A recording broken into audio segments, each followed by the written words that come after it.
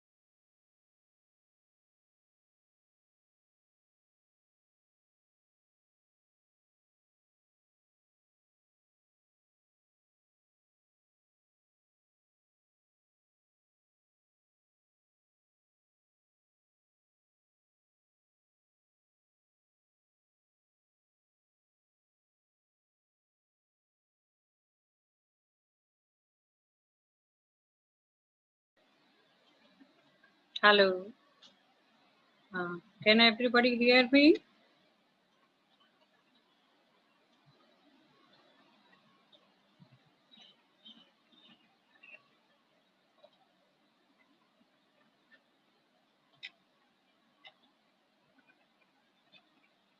Hello.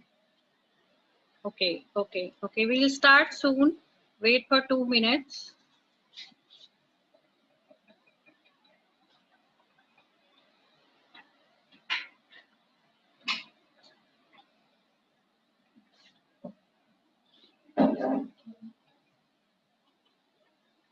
Okay.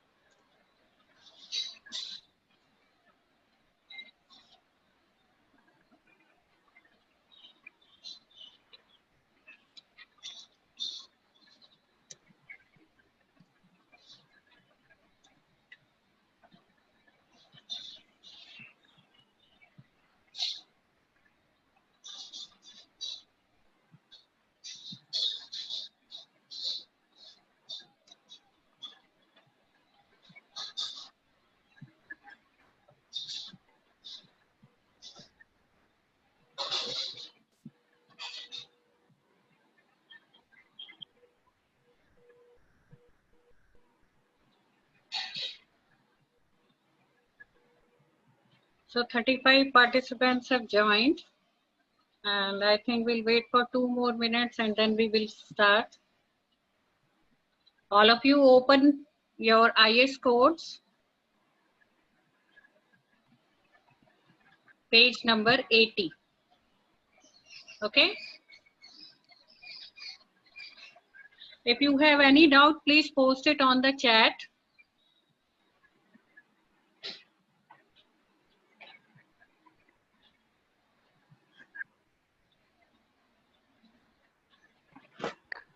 So should we start? Is my voice clear to everybody?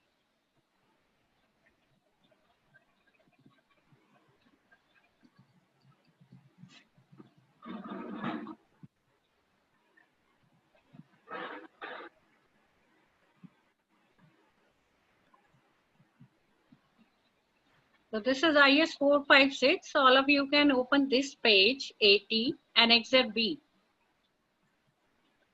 Keep it in front of you.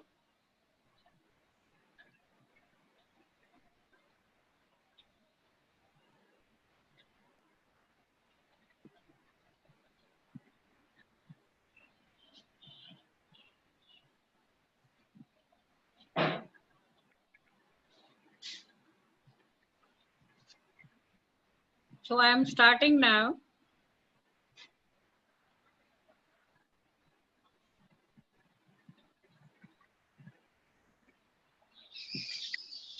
Okay.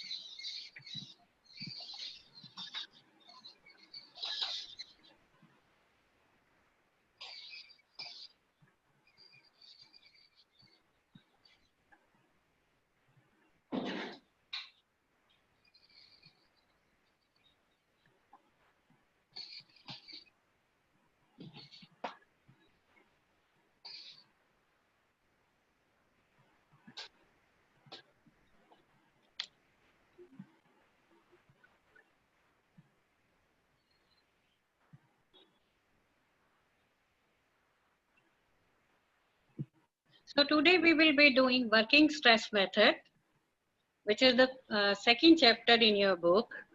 And actually it is the first analytical method which you will be learning today, right?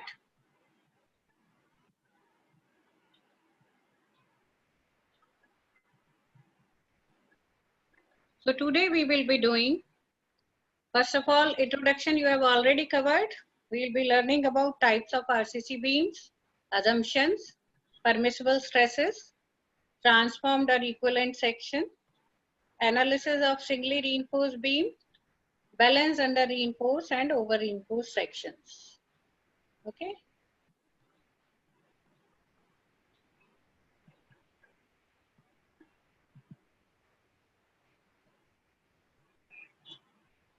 So I think all of you must be knowing what is a singly reinforced beam. A beam in which the reinforcement is placed only in the tension zone. That is called as singly reinforced beam. Doubly reinforced beam is a beam in which reinforcement is placed in compression as well as tension zone. We will be learning more about doubly reinforced beam later on. Then there are T beams and L beams. In RCC structures, the floor systems जो कि generally होते हैं beam और slab की form में होते हैं. These beam और slab systems are cast together. एक ही समय पर जिन्हें cast किया जाता है. तो जब भी beam bend होगी तो कुछ part slab का भी साथ में लेकर bend होगी. तो हम ये नहीं कह सकते कि इस तरफ एक rectangular section ही bend हो रहा है, but स्लैब का भी कुछ पोर्शन इसमें बेंड होता है. तो इस तरह की बीम को हम टी बीम कहते हैं, और अगर यही बीम कॉर्नर पर होगी तो हम उसे एल बीम कहते हैं.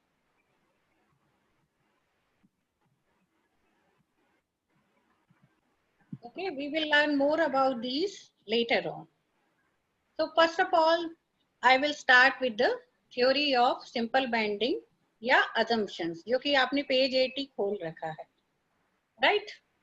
तो जो ये वर्किंग स्ट्रेस मेथड है, पहले इंट्रोडक्शन में भी आपको एक्सप्लेन किया है कि ये method is based on theory of elastic bending, right? Theory of elastic bending वैसे तो होमोजीनियस मटेरियल पर एप्लीकेबल होता है, और जो आरसीसी है वो कंपोजिट मटेरियल है, मगर we will do some equivalency in terms of to make RCC homogeneous. वो कैसे करेंगे वो हम बाद में देखेंगे in the form of transform section या कुछ इक्विवेलेंट सेक्शन बनाएंगे. अभी हम assumptions पढ़ते हैं, and what is there meaning. Let us learn that. Section which is plane before bending remain plane after bending. Okay, इसका मतलब ये है कि जो सेक्शन लोड लगने से पहले प्लेन था, ठीक है, वो लोड लगने के बाद भी प्लेन है। यानी कि ये अगर आपका बीम है और आप किसी इस सेक्शन को देख रहे हैं जो कि पहले प्लेन था, बेंडिंग होने के बाद क्या होगा, ऊपर वाली जो फाइबर्स हैं वो कंप्रेस होंगी और नीचे वाली फाइबर्स जो हैं वो इस तरह से हो जाएगा,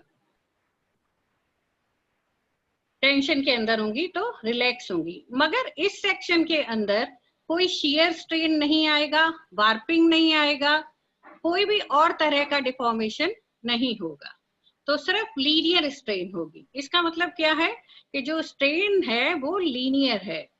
लीनियर का मतलब it will vary triangularly from neutral axis, neutral fibre up to the top, okay, on both sides. Then second assumption is concrete and steel are perfectly bonded. Perfectly bonded का मतलब है कि कंक्रीट में जितनी stress या strain, जितनी strain steel में develop होगी उतनी ही स्ट्रेन कंक्रीट में होगी, उसी लेवल पर, राइट? तो हम उसको कहते हैं perfectly bonded.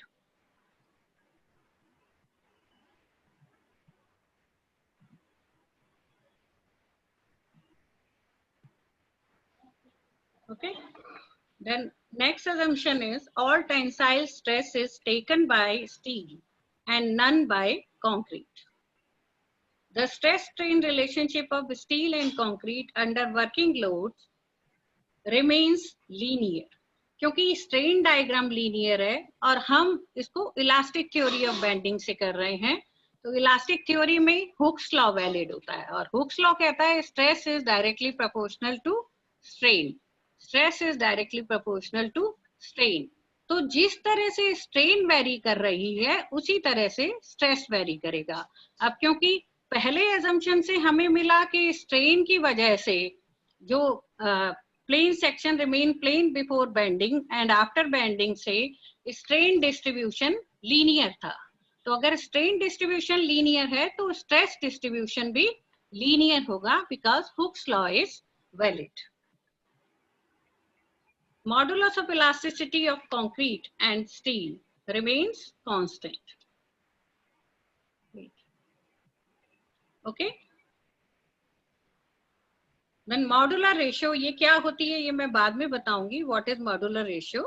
It is defined as here we will be taking an empirical relation 280/3 sigma CBC, where sigma CBC is the permissible compressive strength of concrete in bending in Newton per millimeter square, and there are no initial stresses in concrete and steel.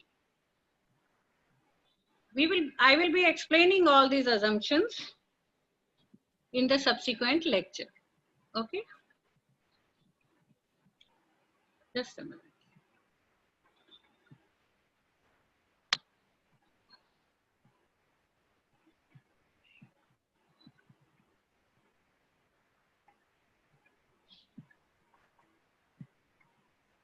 Oh, my voice is not clear. Is it still not clear? Aditya?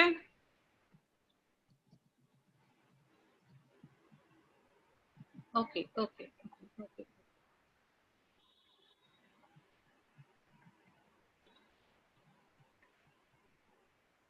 So all these assumptions, they are written on the page 80 also. If you see page 80 of the code. Can you see B1.3, assumptions for design of members? In this method, in the method based on elastic theory, the following assumptions shall be made. At any cross section, plane sections before bending remain plane after bending. All tensile stresses are taken up by reinforcement and none by concrete, except as otherwise specifically permitted. Okay, ये अभी छोड़ दीजिए, ये अभी बता देंगे आपको, ठीक है? आगे चलते हैं।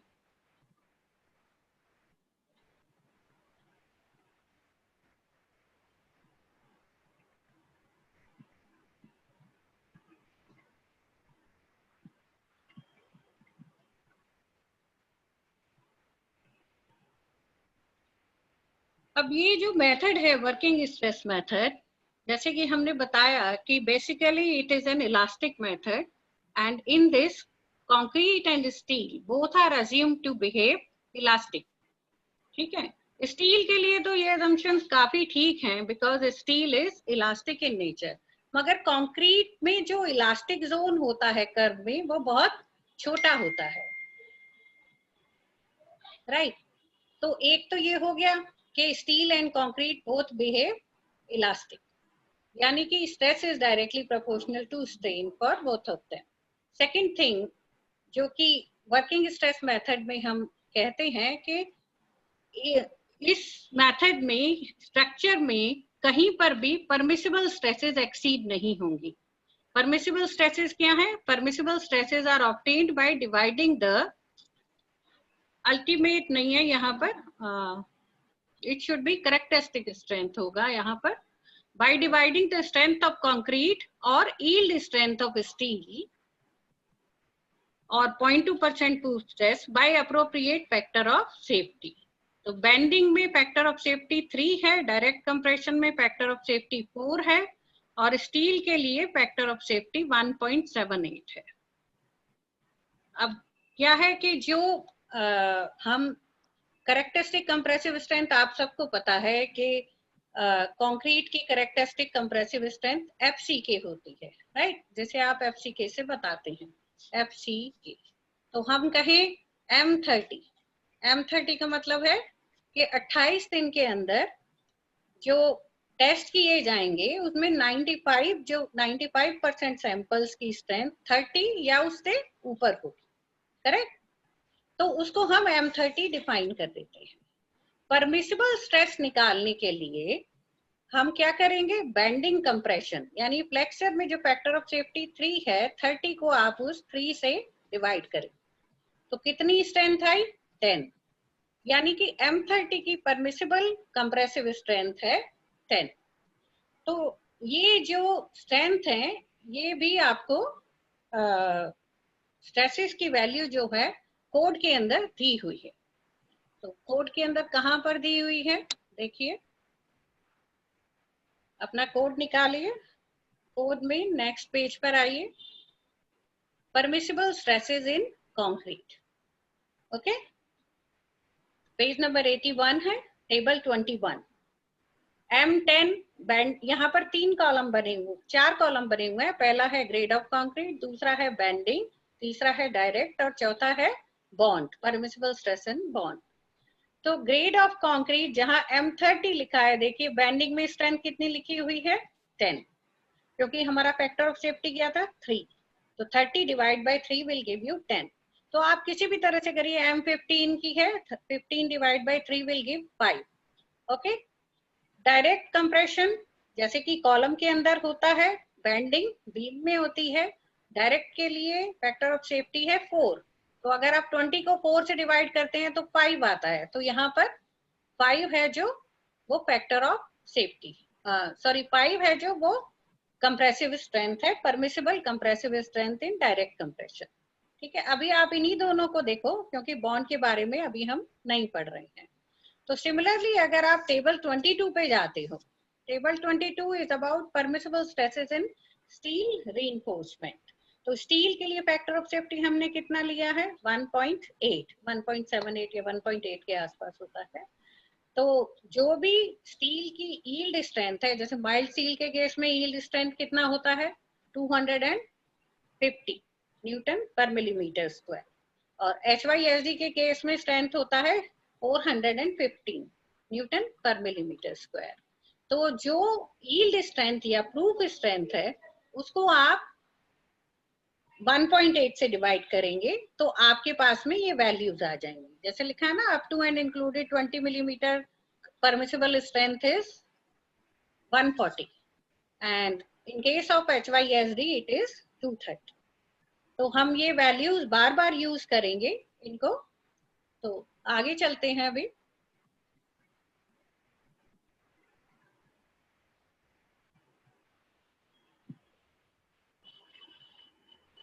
Okay, I will turn off the subtitles. Okay. Somebody is saying, please turn off the subtitles. Where are subtitles? Let me find out.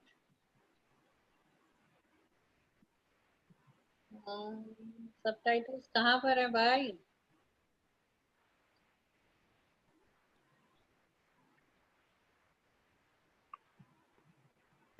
Okay okay okay okay Tushar,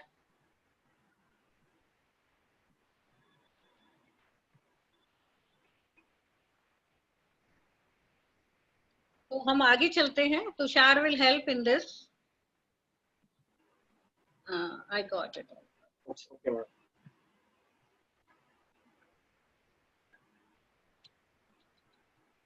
Did you get it? I don't know. Just check. Okay, ma'am. I'm checking. It's still coming. अभी No, भी ma'am, subtitles are still there. Yeah, subtitles are still there. I think वो जो schedule meeting करने से पहले करना पड़ता होगा, है ना? While scheduling it has been done.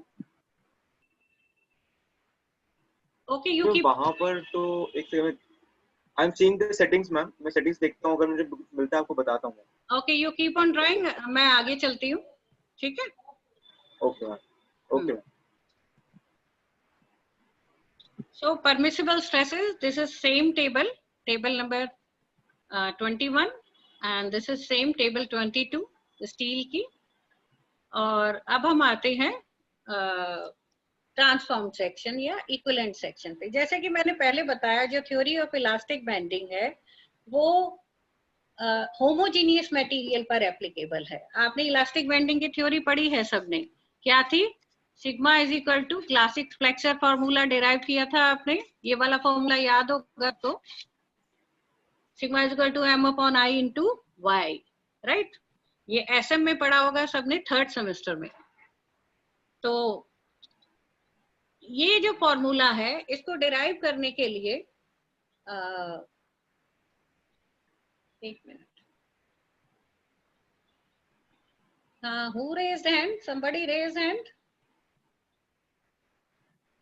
Just a minute. You ask on the chat बेटा. जो भी डाउट है आपको, आप चैट पे पूछिए, ठीक है?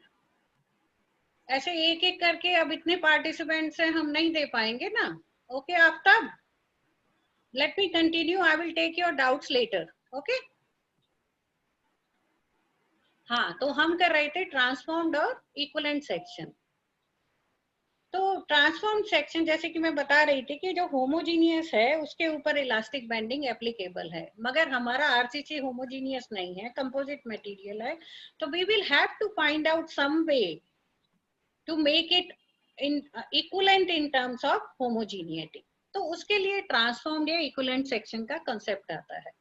तो इसके लिए हम एज्यूम करते हैं, देखिए एक सेक्शन है आरसीसी का, आपको दिख रहा है ये वाला सेक्शन, और उसमें कुछ स्टील डाला हुआ है. सपोज करिए कि 4 कोनों पर डाला हुआ है स्टील, 4 बार से मान लीजिए, ठीक है? तो अब ये जो लिखा हुआ है, ये सारी सिंबल्स एक्सप्लेन कर रहे हैं कि A is area of cross section, AC is area of concrete, AST is area of steel. Modular ratio बाद में बताएंगे. S stress in steel, SS नहीं होगा, ये सिग्मा होगा. Sigma S stress in steel. वो मुझे लगता है सिंबल मिलने में थोड़ी प्रॉब्लम हुई थी. सिग्मा S, सिग्मा के साथ नीचे S लिखेंगे. सिमिलरली सिग्मा के साथ C, stress in concrete, strain in steel, strain in concrete. PS is load carried by steel, load carried by concrete. A equivalent, Young's modulus, ठीक है? अब इस सेक्शन पर सपोज करिए टोटल लोड P लग रहा है. ओके, तो ये P जो लोड है वो कौन कौन शेयर कर रहा है? वो कर रहा है कंक्रीट और स्टील. तो let us say that load taken by concrete is PC and load shared by steel is PS, इस कॉलम सेक्शन के ऊपर. अब आपको पता है लोड क्या होता है? Stress multiply by area. तो मैं इसको लिख सकती हूँ stress in concrete into area of concrete plus stress in steel into area of steel. ठीक है, ऐसे लिख सकते हैं। तो देखिए इसको हमने लिख दिया इक्वेशन 1। आगे चलते हैं। अब क्योंकि हमने ये अज्यूम किया है स्ट्रेन कंपैटिबिलिटी कि steel and concrete are perfectly bonded, इसका मतलब ये है कि जितनी स्ट्रेन स्टील के अंदर है इस लेवल पर, कहां पर, जहां पर स्टील है इस लेवल पर, ठीक है, यहाँ पर उतनी ही स्ट्रेन कंक्रीट में होगी उसी लेवल पर, राइट। तो इसका मतलब है कि मैं ये लिख सकती हूँ कि strain in steel is equal to strain in concrete at a particular level. और स्ट्रेन किसके बराबर होता है? Stress upon modulus of elasticity. तो आप लिख सकते हैं sigma S, what is that? Strain in stress in steel upon modulus of elasticity, stress in concrete upon modulus of elasticity. ठीक है, अब आगे आते हैं। हमने इनको थोड़ा रीअरेंज कर दिया, ES को इधर ले गए और अब इसको हमने ES अपॉन EC को एक नाम दिया है मॉड्यूलर रेशियो M। तो अगर आपसे कहते हैं कि डिफाइन मॉड्यूलर रेशियो तो क्या कहेंगे? It is the ratio of modulus of elasticity of steel to the modulus of elasticity of concrete. ठीक है, तो इससे हमको क्या मिला? इससे हमको मिला that sigma S is equal to M into sigma C, यानी कि stress in steel is M times stress in concrete, या फिर आप क्या कह सकते हैं, stress in concrete is sigma S upon M। ठीक है, इसका मतलब है जैसे कि नीचे लिखा हुआ है that stress in steel is M times the stress in concrete. और if I talk about load in terms of load, अगर स्टील और कंक्रीट के इक्वल एरियाज हैं तो हम क्या कह सकते हैं कि load carried by steel is M times the load carried by concrete of equal area. समझ गए? तो स्टील जितना लोड कैरिड करता है और उसका एरिया अगर दोनों का बराबर है तो steel M times load carried कर पाएगा कंक्रीट के कंपैरिजन में। तो हम M को ES बाय EC लिखते हैं, या फिर IS कोड ने जो हमें रिलेशन दिया है M is equal to 280/3 sigma CBC, ये आया है एम्पेरिकल फॉर्मूला है ये, क्योंकि इसको हमने इसलिए निकाला है कि आप ES तो बड़े आराम से कैलकुलेट कर लेते हैं, modulus of elasticity of steel, मगर modulus of elasticity of concrete 2-3 तरह के होते हैं। तो उसकी डिटर्मिनेशन जो है एम्पेरिकली जब की जाती है तो उसके बेस पर ये सीधा फॉर्मूला आया है और हम यही यूज करेंगे M निकालने के लिए। तो आप ये चीज ध्यान रखिए, sigma S is equal to M into sigma C and M is equal to 280/3 sigma CBC। तो अभी इक्वेशन 1 और इक्वेशन 2 को जब हमने वापस पुट किया, जो इक्वेशन 1 क्या थी? इक्वेशन 1 थी आपकी ये वाली, ठीक है। अब इसके अंदर आपने क्या किया है, सिग्मा S को आपने पुट अप किया।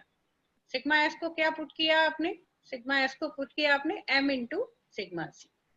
तो आपके जब आप ये उसमें पुट अप करने के बाद रीअरेंज करते हैं तो आपको ये एक्सप्रेशन मिलता है, sigma C is equal to P upon AC plus M into AST। जो ये AC प्लस M टू, अब P तो टोटल लोड है, AC plus M into AST क्या है? Equivalent area of concrete. तो हमने क्या किया, हमने जो स्टील का एरिया था, कंक्रीट का एरिया एज इट इज रखा, जो स्टील का एरिया था अब हमने कहा क्योंकि जो स्टील है वो M टाइम्स लोड ले सकता है, तो मैं क्या कर सकती हूँ कि स्टील के एरिया को M टाइम्स करके उसको रिप्लेस करके और कंक्रीट का एरिया बना सकते हैं। तो हमने M into AST area concrete का ऐड कर दिया और पूरा का पूरा सेक्शन कंक्रीट का बना दिया। अब ये एक ही मटेरियल का सेक्शन हो गया, तो इसका मतलब ये होमोजीनियस सेक्शन हो गया। अब हम इसमें थ्योरी ऑफ सिंपल बेंडिंग लगा सकते हैं। तो ये जो ट्रांसफॉर्म सेक्शन या इक्विवेलेंट एरिया का कॉन्सेप्ट है, this is just to get a transform section, homogeneous section. Okay, तो इसको बस इसके बाद हमने सिर्फ रीअरेंज किया है, ये आप लोग देख लीजिएगा. What is important is equivalent area. What is it? AC plus M into AST, where AC is the area of concrete and M into AST is again it is area of concrete, which we are replacing by removing area of steel, और हम उसमें concrete का area जोड़ रहे हैं M times. ठीक है. So let me see, somebody is having some doubts here.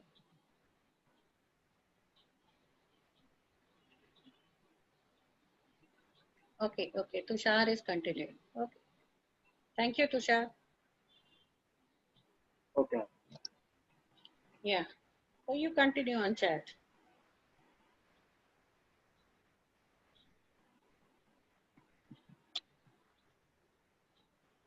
तो अब जो हमने ये ट्रांसफॉर्म सेक्शन का कॉन्सेप्ट पढ़ा है और जो अजम्पशंस पढ़े हैं उसको यूज करके हम एनालिसिस करेंगे. तो थोड़ा सा ध्यान दीजिएगा इस बात पर, जो हम अब दोबारा से मैं वो अजम्पशन साइट करूंगी और उनका कहाँ यूज है. ठीक है. तो सबसे पहले ये देखिए, ये जो है हमारा, ये है एक आरसीसी बीम.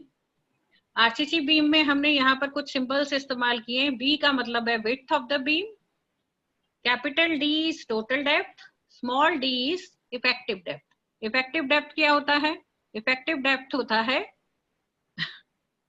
तुषार ये सबटाइटल्स रिमूव नहीं हो रहे. मैम ये रिकॉर्डिंग वाला ऑप्शन है ना आपका बॉटम टैब में. I have got it. I have got. Let me see. हाँ, ये एक्चुअली पीपीटी में आ रहा है शायद. Yeah, let me do. PPT में ही है.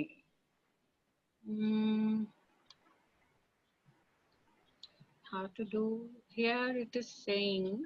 आप एक बार उसमें देखिए, जूम की सेटिंग में देखिए. जूम के सेटिंग में रिकॉर्डिंग वाला ऑप्शन जो है उसके बगल में होना चाहिए. Okay, let me see. Zoom में रिकॉर्डिंग में. Okay. रिकॉर्डिंग वाला ऑप्शन जो है नीचे, Yeah, नीचे वाले टैब में उसके बगल में होना चाहिए कैप्शन का. Okay, let us continue like that. Next time देख लेंगे. Okay. चलो, तो हम यहाँ पर थे.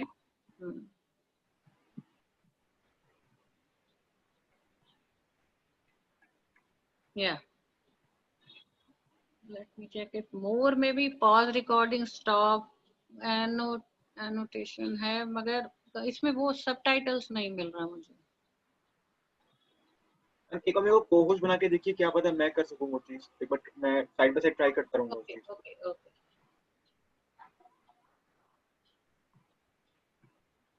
I think they have removed that. See, now check. ठीक है? यस मैम, ठीक है, मैं देखता हूँ. Yeah, you try it now.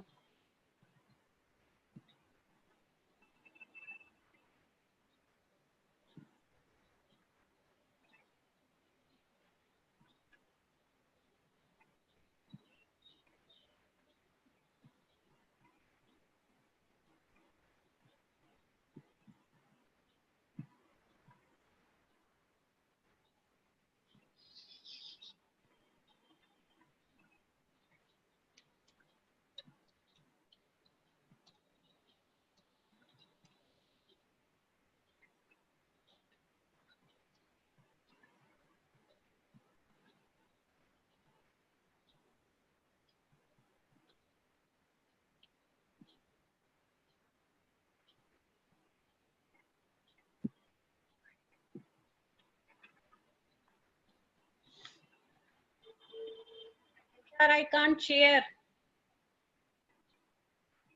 Okay ma'am, आप मेरे को हटा दीजिए कोहोस्ट से. आप ट्राई कर लीजिए, नेक्स्ट सेशन में ट्राई कर लेंगे कैप्शन. Yeah, next section में आ नहीं रहा है अभी. Yeah. But I can't do it now. You will have to do because you are the host. Okay ma'am, Yeah.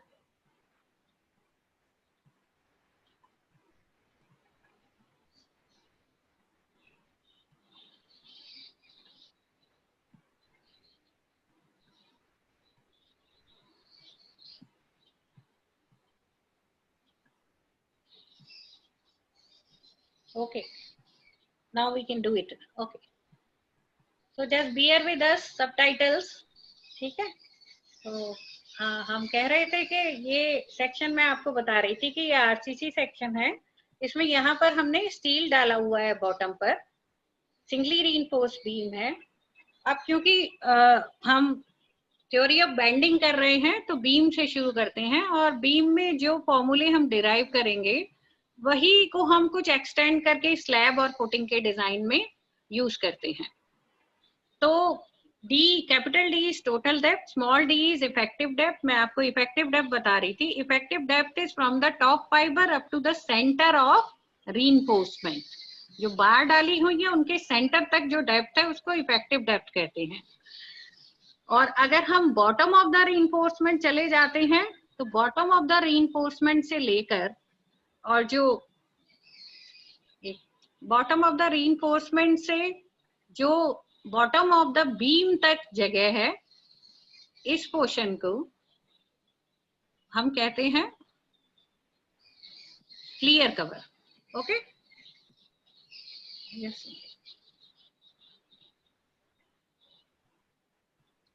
तो clear cover bottom of the reinforcement तक, centre तक effective cover, ठीक है, और सेंटर से लेके टॉप तक जो डेप्थ है उसको हम इफेक्टिव डेप्थ कहते हैं।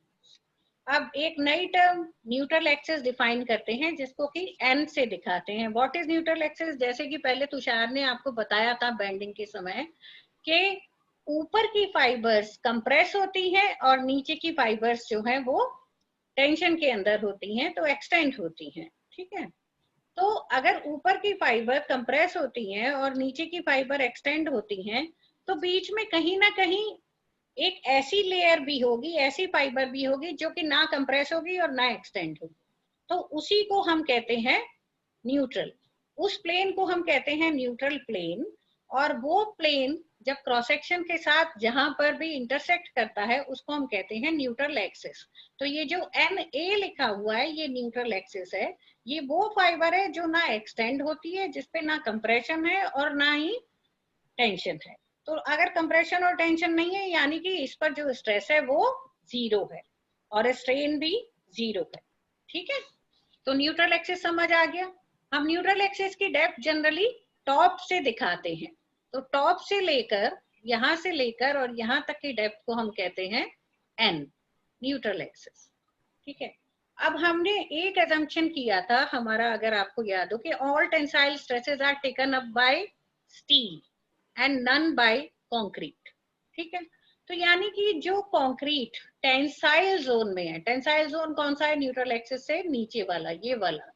तो यहाँ जो कंक्रीट है वो कोई भी लोड नहीं ले रही है। तो अगर वो कोई भी लोड नहीं ले रही है तो उसका कोई यूज नहीं है, उसका कोई कंट्रीब्यूशन नहीं है।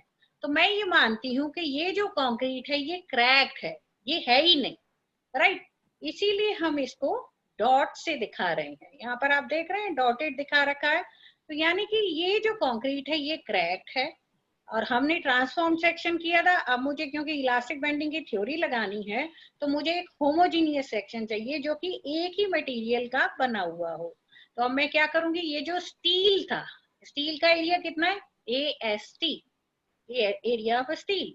इस स्टील को हम रिप्लेस करेंगे M into AST कंक्रीट के एरिया से। तो अब मैंने इसी लेवल पर, क्योंकि हमें स्ट्रेन कंपेटिबिलिटी हमेशा रखनी है, इसी लेवल पर हमने स्टील को हटाकर एज्यूम किया। ये सब हम सिर्फ एनालिसिस के लिए कर रहे हैं, राइट। असलियत में ऐसा नहीं होता कि वो स्टील का एरिया हट जाता है, बट आपको क्योंकि वो थ्योरी को एप्लीकेबल करके कुछ फॉर्मूले डिराइव करने हैं तो we are making all these assumptions. So what am I doing? I am replacing this area of steel with an equivalent area of concrete which is M into AST at that particular level, right. तो अब effective area मेरे पास क्या है? Compression का area which is B into N, ठीक है। This area is what? B into N। और दूसरा एरिया जो कि स्टील के लेवल पर लोकेटेड है और वो कितना है? M into AST। तो ये जो सेक्शन है ये हमने ट्रांसफॉर्म सेक्शन या equivalent section in terms of concrete बनाया है। इतना समझ में आया सबको? कि इक्विवेलेंट सेक्शन, ट्रांसफॉर्म सेक्शन हम कैसे बना रहे हैं? ये हमने अजम्पशन ही इस्तेमाल करके बनाया है। जो अजम्पशन आपका बोलता है कि concrete and steel are perfectly bonded, concrete and steel are perfectly bonded से आपको ट्रांसफॉर्म सेक्शन मिला, जो कि AST को M into ASC लगाया। दूसरा अजम्पशन था कि all tensile stresses are taken up by steel and none by concrete, तो हमने जो concrete below the neutral axis है उसको निग्लेक्ट कर दिया। ये एरिया, ये diagram, I think, I hope you all of you must have understood this diagram. Now let us go ahead. पहला assumption क्या था हमारा? पहला assumption था plane sections remain plane before and after bending, और इसमें हमने लिखा था कि जो plane section before and after bending का मतलब ये है कि strain is linear. Strain is linear यानी कि कोई शियर डिफॉर्मेशन या वॉर्पिंग या टेढ़ा मेढ़ा नहीं हो रहा सेक्शन, सिर्फ ऊपर वाली फाइबर्स कंप्रेस हो रही हैं और नीचे वाली फाइबर्स एक्सटेंड हो रही हैं, राइट? तो जो पहले ऐसे था स्ट्रेट, अब वो ऐसे हो गया है। So this is the strain diagram which is linear, linearly varying from neutral axis up to the top and bottom fiber. Linearly varying का मतलब है कि triangular distribution, right? Triangular distribution है तो just a minute, yeah. तो देखिए neutral axis पर strain 0 है, ये वाली जो फाइबर है ये मैक्सिमम स्ट्रेन होगी इसमें, तो इस स्ट्रेन को हम कहते हैं C, साथ में लिखते हैं इसको, और ये वाली फाइबर मैक्सिमम एक्सटेंड होगी, ठीक है? तो ये डिस्ट्रीब्यूशन आपका क्या हो गया? Strain, linearly varying strain distribution या ट्रायंगुलर वेरिएशन, आप दोनों कह सकते हो। अब हमारा एक और अजम्पशन था, क्या अजम्पशन था? कि Hooke's law is valid, right? Hooke's law valid का मतलब क्या था? कि stress is directly proportional to strain. अब स्ट्रेन डायग्राम ये है तो स्ट्रेस डायग्राम भी लीनियर होना चाहिए, तो स्ट्रेस डायग्राम लीनियर हुआ यानी स्ट्रेस डायग्राम भी ट्रायंगुलर होना चाहिए, न्यूट्रल एक्सिस पर स्ट्रेस 0 होना चाहिए, टॉप फाइबर पर मैक्सिमम स्ट्रेस होना चाहिए, और स्टील में भी स्ट्रेस होना चाहिए, स्टील के लेवल पर सर। तो हमने स्ट्रेन डायग्राम से स्ट्रेस डायग्राम डिड्यूस किया है, ठीक है? तो आई थिंक इतना समझ में आया। अब आगे चलते हैं। तो अभी हमने ये जो डायग्राम सारे बनाए हैं, ये सारे हमने assumptions को इस्तेमाल करके ही बनाए हैं, ठीक है? तो अब मैं थोड़ा सा सिंबल एक्सप्लेन कर रही हूँ, वैसे उसने पीपीटी में लिखा हुआ है और आपने अगर बुक के भी 3-4 पेजेस पढ़े हो वहां पर भी लिखा हुआ है, sigma CBC, sigma CBC। Sigma CBC is stress in concrete in bending compression, ठीक है? Sigma ST stress in steel in tension, okay? तो हम इस तरह के सिंबल्स इस्तेमाल करेंगे। अगर कुछ समझ में नहीं आता है तो आप पूछ लीजिएगा। अभी तक ये इतना ही समझिए जो बता रहे हैं आपको, ठीक है? तो सिग्मा CBC और सिग्मा ST, इसी तरह से जैसे जैसे सिंबल्स और आएंगे वो हम एक्सप्लेन करते जाएंगे आपको।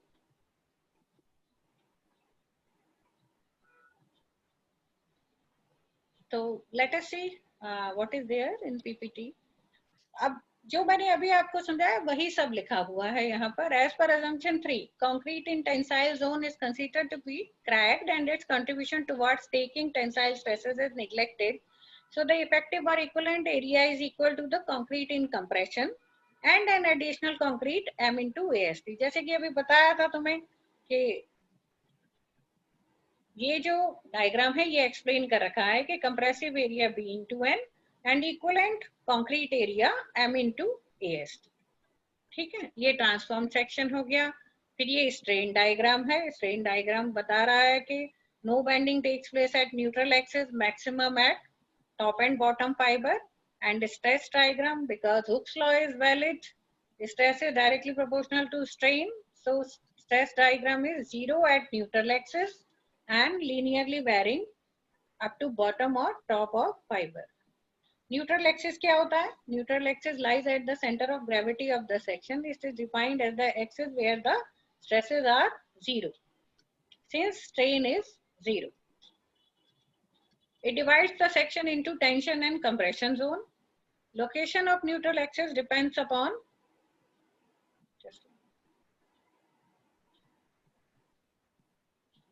the shape of cross section and the amount of steel provided. Okay, let me go back.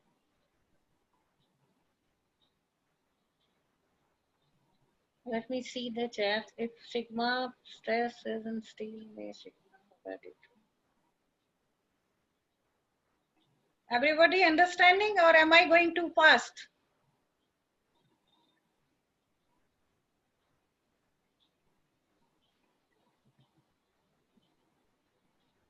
बताइए भाई.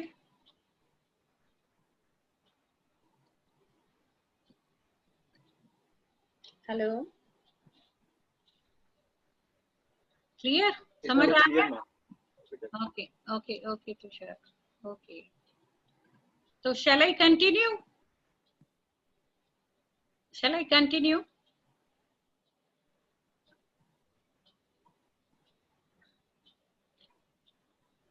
Okay.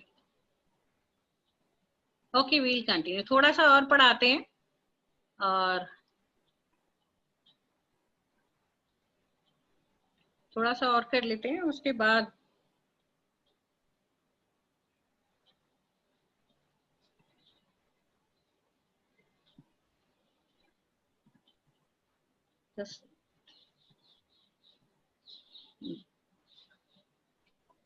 हाँ, तो हमने न्यूट्रल एक्सिस डिफाइन किया है.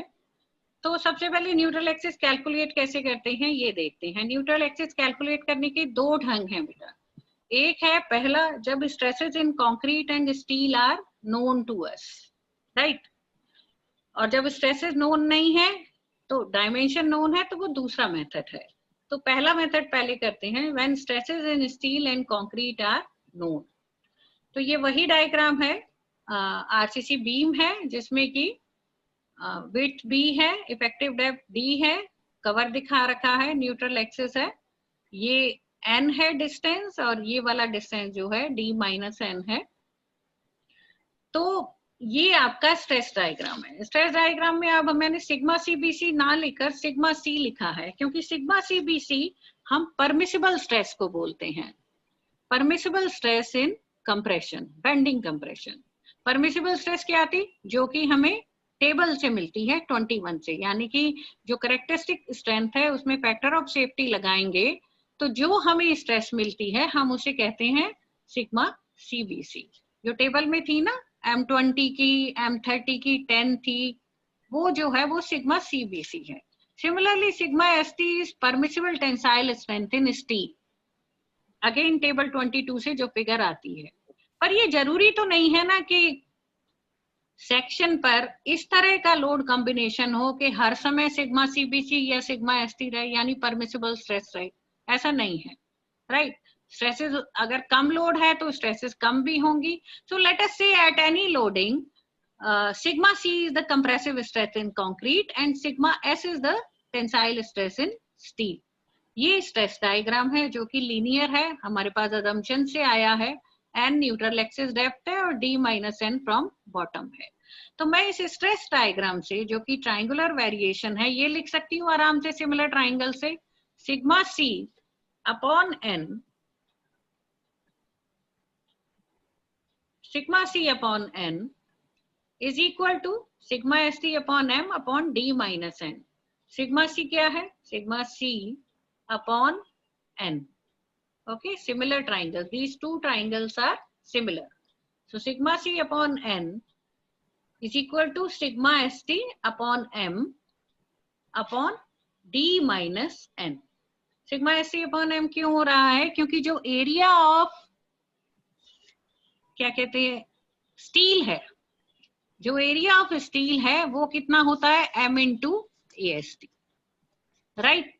तो अगर m into A S T area है, और स्ट्रेस का भी आपने देखा था सिग्मा एस किसके बराबर होता है, सिग्मा सी अपॉन एम. तो अगर हम कंक्रीट का एरिया ले रहे हैं यहाँ पर, तो जो स्ट्रेस होगी वो भी सिग्मा एस अपॉन एम लिखना चाहिए. ठीक है, सिग्मा एस अपॉन एम होगा, sigma S upon M upon D minus N. by similar triangles. तो by rearranging you will get this m into sigma c upon sigma s. इसको इधर ले गए और n को इधर ले आए, n upon d minus n. So you get this expression. Okay.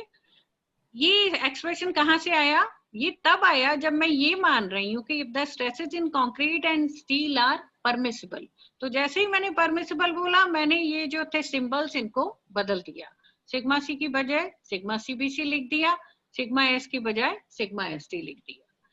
ये इसलिए किया कि ये जो न्यूट्रल एक्सिस है which is corresponding to the maximum or permissible stresses of stress steel and concrete, that neutral axis is called as critical neutral axis. क्या बोलते हैं हम उसको? Critical neutral axis. Critical neutral axis वो होता है जब कंक्रीट में परमिसिबल स्ट्रेस डेवलप हो और स्टील में भी परमिसिबल स्ट्रेस डेवलप हो, तो उस पर्टिकुलर न्यूट्रल एक्सिस को हम कहते हैं क्रिटिकल न्यूट्रल एक्सिस, या फिर आप उसको लिखते हैं NC. ठीक है, critical neutral axis. So it pertains to that stress diagram when permissible values of stresses in steel and concrete is there. Okay. और हम इसमें एक फैक्टर और लिख देते हैं NC is equal to KD. Obviously N जो है डेप्थ की टर्म्स में आप लिख सकते हो. So K is some constant. Now here I have replaced N with KD upon D n को जहां जहां n था वहां पर आपने KD लिख दिया और उसको फिर रीअरेंज किया तो हमारे पास ये एक्सप्रेशन आ जाता है. K is equal to m into sigma CBC upon m into sigma CBC plus sigma ST. ये एक्सप्रेशन है, ये आपको याद रखना पड़ेगा. अब m की वैल्यू क्या थी? m हमारे पास असम्पशन से आया था 280 upon 3 sigma CBC. ओके, तो 280 upon 3 sigma CBC को मैंने इसमें रिप्लेस किया है and finally I got this expression. What does it show? It shows that K is independent of the grade of concrete. 280 by 3 is constant, 280 by 3 is constant. It depends only upon the grade of steel. Sigma ST पे depend करता है और किसी चीज पर depend नहीं करता है. ठीक है. अब क्रिटिकल न्यूट्रल एक्सिस तो आपने ऐसे निकाल लिया जब स्ट्रेसेस हमें पता थे. सपोज करिए हमें स्ट्रेसेस नहीं पता है तो हम क्या करेंगे? न्यूट्रल एक्सिस कैसे निकालेंगे? तो उस केस में हमारे पास डायमेंशन ऑफ द बीम है और साथ में एरिया ऑफ स्टील है. तब हम क्या करेंगे? न्यूट्रल एक्सिस को हमने पहले भी डिफाइन कर रखा है, तो हम एक और बात बताते हैं यहाँ पर कि moment of the tensile and compressive area, क्योंकि ये इक्विवेलेंट एरियाज में डिवाइड करेगा, तो moment of the tensile and compressive area of the equivalent concrete section should be equal at neutral axis. तो टेंसाइल और कंप्रेसिव एरिया क्या था आपका? याद हो अगर आपको, ये था आपका compressive area B into N. Okay, और दूसरा एरिया क्या था? दूसरा एरिया ये था आपका M इंटू AST. राइट, ये है आपका कंप्रेसिव एरिया, ये है आपका टेंसाइल एरिया. मगर इनको इक्वेट कैसे करना है? हमने मोमेंट लेना है. मोमेंट का मतलब है इसकी CG से लेकर न्यूट्रल एक्सिस तक ये डिस्टेंस और इसकी CG से लेकर न्यूट्रल एक्सिस तक ये डिस्टेंस. सो लेट अस सी, इस तरह का जब हम एक्चुअल डायमेंशंस और एक्चुअल स्टील के एरिया को लेकर न्यूट्रल एक्सिस कैलकुलेट करते हैं, उस न्यूट्रल एक्सिस को हम कहते हैं एक्चुअल न्यूट्रल एक्सिस. ठीक है.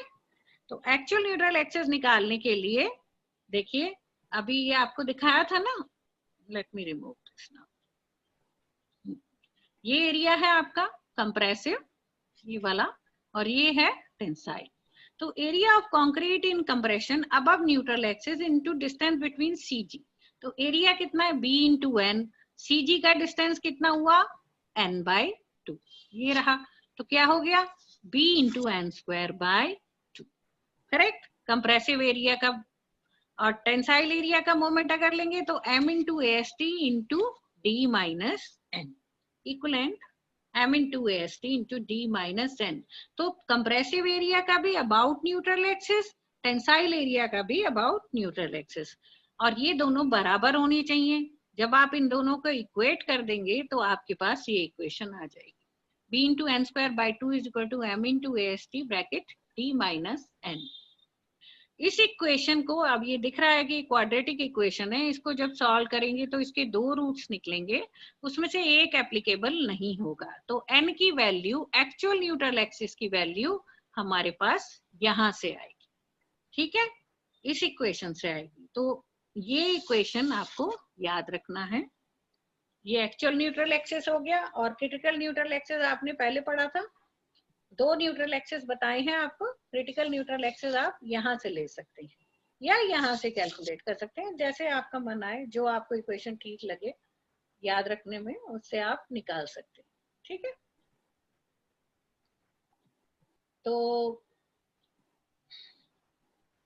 अभी I think, do you want me to continue or you want this much only today? बताइए, I can still keep on going.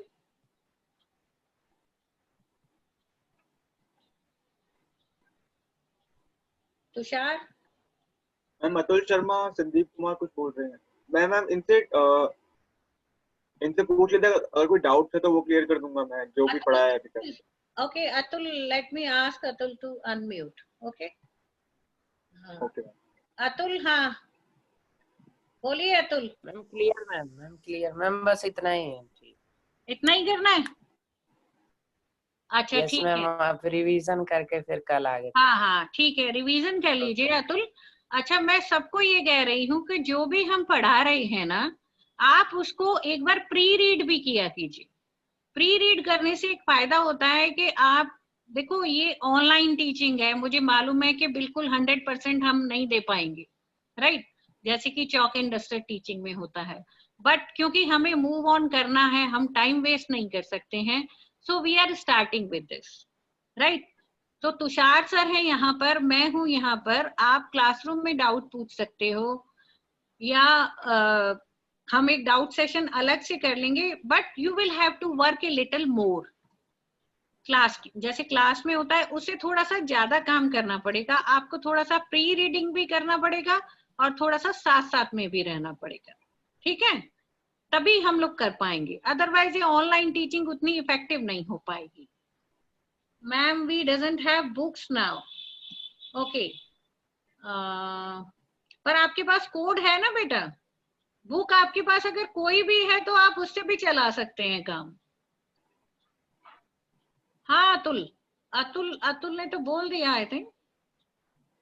हाँ अतुल ने बोल दिया ma'am. Okay, ma'am recording share कर देना, या I will do recording share कर देंगे, पीपीटी आपको शेयर करेंगे तुषार सर, और हम लोग एक क्लास और लेंगे इस वीक में, we will see if it is possible, वरना मंडे को रख लेंगे। ये WSM थोड़ा खत्म हो जाए, राइट, ठीक है मैम। हाँ तो खत्म करें फिर। हाँ ठीक है मैम, खत्म करते हैं। इनसे पूछ लेगा, अगर कोई डाउट सेशन इनको अभी रखना है तो अभी डाउट्स क्लियर कर देता हूँ। Tushar can continue with doubts, if you have any doubt section, you want to ask some doubts, we can continue with that this session only. अब बताइए, डाउट सेशन रखिए क्या अभी, स्टूडेंट्स बताओ। ठीक है मैम, आप मेरे को होस्ट बना दीजिए, मैं पीपीटी से एक्सप्लेन कर दूंगा इनके तरफ। हाँ मैं होस्ट बना देती हूँ आपको। ओके तुषार। हाँ मोहम्मद अफ्ताब बोलो यार, डाउट बोलो ना, बोलो चैट पे। पीपीटी तो है वो पावर पॉइंट है ना, जिससे हम पढ़ा रहे हैं, पावर पॉइंट प्रेजेंटेशन जिससे हम पढ़ाते हैं ना, वो है ना PPT. Mohammad Aftab, post tensioning work, यार पोस्ट टेंशनिंग प्री टेंशनिंग वैसे तो समझा दूंगा मैं आपको यहाँ पे, बट प्री स्ट्रेसिंग बाद में पढ़ते हैं हम। Tushar, they will be doing pre stress concrete, last chapter है, तब समझाएंगे, ठीक है ना, देखो ऐसे डाउट्स मत पूछिए। ठीक है मोहम्मद अफ्ताब, तुम्हें बताता हूँ मैं कि कैरेक्टरिस्टिक स्ट्रेंथ क्या होता है। कैरेक्टरिस्टिक स्ट्रेंथ पीपीटी से पढ़ा देता हूँ या फिर आपको ऐसे ही बोल देता हूँ मैं, ठीक है। देखो जैसे समझ लो कि आपके पास बहुत सारे कंक्रीट क्यूब्स हैं, ठीक है, उन कंक्रीट क्यूब पे आपको कंप्रेशन टेस्टिंग करनी है, क्योंकि कंक्रीट तो कंप्रेशन लेता है। तो कंप्रेशन टेस्टिंग जब हम करते हैं कंक्रीट पे, तो उसके बाद कंक्रीट कुछ कंप्रेसिव स्ट्रेस के बाद क्रैक होना शुरू करता है, ठीक है। तो वो जो कंप्रेसिव स्ट्रेस है जिसपे कंक्रीट क्रैक हुआ उसको हम बोल देंगे कंप्रेसिव स्ट्रेंथ उस कंक्रीट क्यूब का। ऐसे ही हम लोग समझ लो अराउंड 100 क्यूब्स को क्रश करेंगे, ठीक है, कंप्रेसिव स्ट्रेंथ के लिए। और जब 100 क्यूब्स में से कुछ 5 क्यूब्स ऐसे होंगे जो किसी एक वैल्यू के नीचे फेल करेंगे और उस वैल्यू के ऊपर 95% जो क्यूब्स हैं वो पास कर जाएंगे, ठीक है। तो वो वाला कंप्रेसिव स्ट्रेंथ की वैल्यू जिसके नीचे सिर्फ 5% क्यूब्स फेल करे और उसके ऊपर 95% क्यूब्स पास कर जाए, वो वाला कंप्रेसिव स्ट्रेस वो झेल ले, उसको कहते हैं compressive strength of concrete, characteristic compressive strength of concrete. Difference between characteristic strength and compressive strength क्या होता है? कैरेक्टरिस्टिक कंप्रेसिव स्ट्रेंथ, देखिए कंप्रेसिव स्ट्रेंथ तो हो गया उसकी कंप्रेशन झेलने की क्षमता, ठीक है, and characteristic strength is that stress up to which only 5% of samples fail, ठीक है राजीव यादव। देखिए मैं आपको डेफिनेशन के डेफिनेशन के थ्रू समझाता हूँ, एक मिनट। आपको ये दिख रहा है, the value of compressive strength for concrete या फिर yield strength for steel below which not more than 5% of sample strength fall is known as characteristic strength of concrete, ठीक है। और देखो यार ऑटोकैड ना मेरे पास नहीं है, ऑटोकैड नीतीश सर के पास है, तो गूगल क्लासरूम में Nitish sir as a teacher join किए हैं, तो आप उनको ईमेल कर दो। इक्विवेलेंट एरिया ऑफ कंक्रीट में MAST को किससे रिप्लेस किया था? देखो जो स्टील का एरिया है आपका नीचे, ठीक है। अब देखो हम लोगों का क्या है, मैं आपको एक काम करता हूँ, एक मिनट मैं बताती हूँ तुषार। हाँ, ओके ये ma'am, equivalent area of concrete में हमने M into AST को रिप्लेस नहीं किया, AST को रिप्लेस किया है M into AST से। AST है बेटा एरिया ऑफ स्टील। हम क्योंकि होमोजीनियस सेक्शन बना रहे हैं जो कि पूरी कंक्रीट का हो। अब कंक्रीट में आपने स्टील डाल रखा है, AST एरिया है, सपोज करिए 100 है, 100 मिलीमीटर स्क्वायर एरिया है, ठीक है। तो आप उसको कंक्रीट के एरिया से रिप्लेस कर रहे हैं, स्टील हटा के वहां पर कंक्रीट लगा रहे हैं। अब स्टील क्योंकि कंक्रीट का m टाइम्स लोड लेता है, तो अगर स्टील का एरिया A है तो कंक्रीट का एरिया हमें m into A चाहिए होगा, तो इसलिए हमने स्टील के एरिया को AST को m into AST से रिप्लेस किया, ठीक है। अच्छा, ये कंप्रेसिव स्ट्रेंथ और कैरेक्टरिस्टिक कंप्रेसिव स्ट्रेंथ का देखो सीधा सा अंतर है। Boys is a general term ना, ऐसे ही कंप्रेसिव स्ट्रेंथ तो स्ट्रेस है एक तरह की जो कंप्रेशन में है। अब उसको हम डेजिग्नेशन देते हैं, ग्रेड देते हैं, नाम देते हैं। तो वो जो नाम, जैसे आपका नाम है कुछ अभिषेक झा है एक, तो हमने इसको नाम दिया M30, ये कैरेक्टरिस्टिक कंप्रेसिव स्ट्रेंथ, ठीक है। जैसे कि तुषार ने समझाया था कि अगर आपके पास 100 सैंपल हैं, 100 सैंपल आप टेस्ट करते हैं, तो उसमें से सिर्फ 5 सैंपल ऐसे होंगे जो कि 30 से नीचे जाएंगे। तो अगर इन 100 सैंपलों में 95 सैंपल्स की वैल्यू 30 या 30 से ऊपर होगी, तो हम उस कंक्रीट को कहेंगे कि इसकी कैरेक्टरिस्टिक कंप्रेसिव स्ट्रेंथ M30 है, ठीक है। Okay, anything else? Doubt clear हो गया आपका? और मैम ये plane bar and deform bars में डाउट पूछ रहे हैं। अच्छा देखो, प्लेन बार होती है वो बार होती है जिस आपने अगर साइट पे तो ट्रेनिंग की है सबने, प्लेन बार होती है प्लेन, जिसका सरफेस एकदम प्लेन होता है। ये फर्स्ट पीपीटी में मेरे ख्याल से तुमने दिखाया भी हुआ है, या फिर मेरी बुक में अगर आप, हाँ, टाइप्स ऑफ रीइंफोर्समेंट के आगे एक डायग्राम है। डिफॉर्म बार होती है वो बार जिसको कि मोड़ा हुआ होता है, जिसके ऊपर सेरेशंस होती हैं, ठीक है। सेरेशंस का मतलब जिसको ऐसे ट्विस्ट कर रखा होता है, डिफॉर्म बार, उसको हम कहते हैं हाइट्स है, HYSD बार्स या डिफॉर्म बार्स कहते हैं उसको। डिफॉर्म किस लिए करते हैं? जिससे कि उसमें बॉन्ड बेटर हो, क्योंकि जितना स्मूथ सरफेस होगा वो बार और कंक्रीट में उतना अच्छा बॉन्ड नहीं बनेगा, जितना रफ सरफेस होगा उतना अच्छा बॉन्ड बनेगा। इसीलिए अब प्लेन बार्स इस्तेमाल नहीं होती हैं रीइंफोर्समेंट के लिए, रीइंफोर्समेंट के लिए सिर्फ डिफॉर्म बार्स इस्तेमाल होती हैं। तो आपने साइड पे जरूर देखी होंगी HY, हाँ ये रही डिफॉर्म बार, ये रही तुषार, या राइट। तो ये जो नीचे बेटा बार दिखा रखी है सारी की सारी, जिसमें आप देख रहे हैं कि कहीं सरेशंस हैं, मतलब सरफेस प्लेन नहीं है। और ये हम किस लिए करते हैं? सिर्फ बॉन्ड बढ़ाने के लिए, क्योंकि आपने एक एज्यूम कर रखा है ना कि concrete and steel are perfectly bonded, तो हमें वो कैसे अचीव करना है। हाँ, जिसमें रिप्स होती हैं, that is you are correct, जिसमें रिप्स होती हैं वो डिफॉर्म बार होती है। रिप्स हैं, serrations हैं, this is all deformed bars. Okay? Anything else? Mild steel में डिफॉर्म बार नहीं होती, माइल्ड स्टील प्लेन बार्स होती हैं।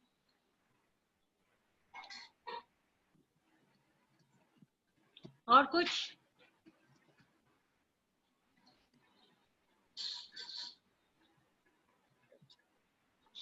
FCK has nothing to do. Normally mix आपका M15 तक ही होता है। Yeah.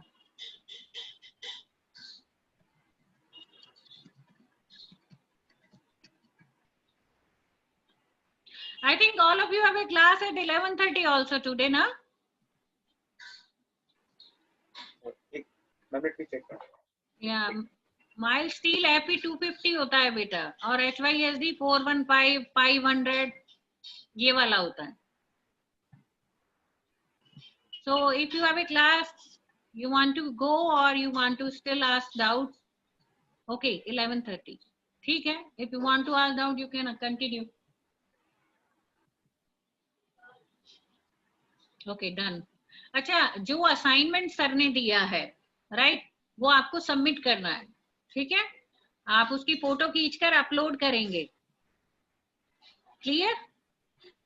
Okay, over Atul. I think Tushar भी एंड अप नाउ, हाँ? हम खत्म कर सकते हैं?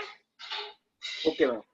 या okay let them continue with it. Okay, now you have to finish. ठीक है मैम, तो क्लास आज ओवर करते हैं मैम, फिर Yeah. फ्राइडे को या मंडे को करते हैं ma'am next class. Yeah, we will inform them before end. Okay. Okay ma'am. Okay. Assignments आप फ्राइडे तक ट्राई कीजिए सबमिट करने का, क्योंकि मेरे ख्याल से सारे क्वेश्चंस के आंसर्स ऑलमोस्ट डिस्कस हो चुके हैं।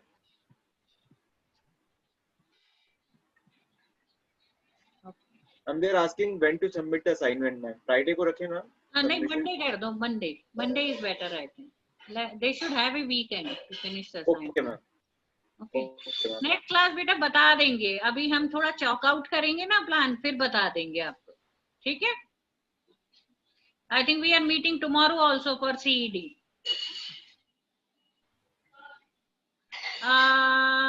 एक्सरसाइज क्वेश्चन मैं देख के बताऊंगी। Tushar has given some assignment ना?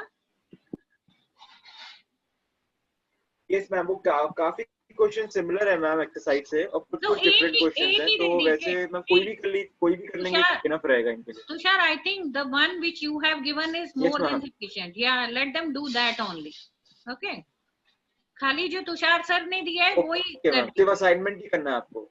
हाँ। ओके, नो इश्यूज, आप एक्सरसाइज वाला दे दो, ठीक है Rahul? Doesn't matter. Okay okay Tushar, finish it now. You are the host. I think you will have to end the meeting.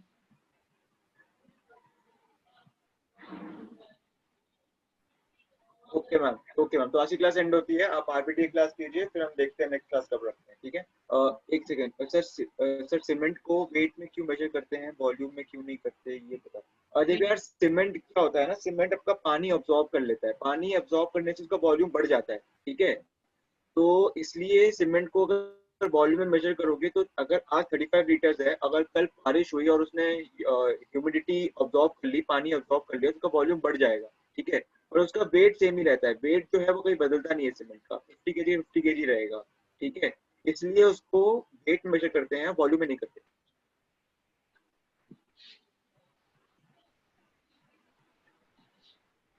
Am I still